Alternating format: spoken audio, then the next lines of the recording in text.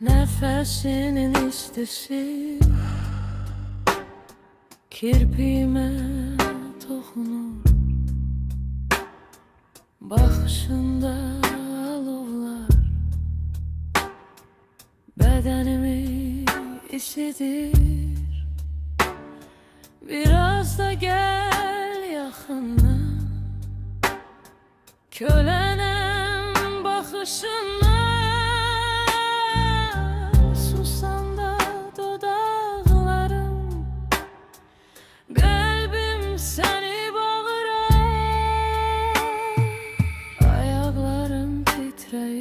Dokunsam günah olar, boynumda bir irpenik, daxile isti dolar. Bakma elə gözüme, quruyur dodaqlarım, yüreğimin ritmini eşidir kulaklarım. Ellerinin terinin bedenimde izleri, bu eşk sessizce yanır ama daxilen avlanır.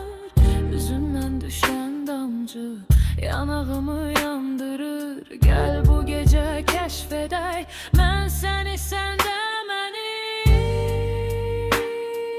Ağlım başımdan gedir, ruhum beğenir seni.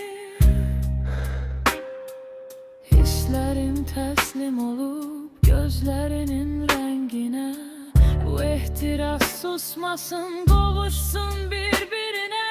Gel adıma pıçılda, yavaşça kulağıma, vaxt dayansın dünyada, bu gece yalnız qalaq. Seninle her dokunuşta biraz da korku alaq. Qadağan olan şeyler daha da şirin olar. Bu sevgi değil nedir? Bu yağ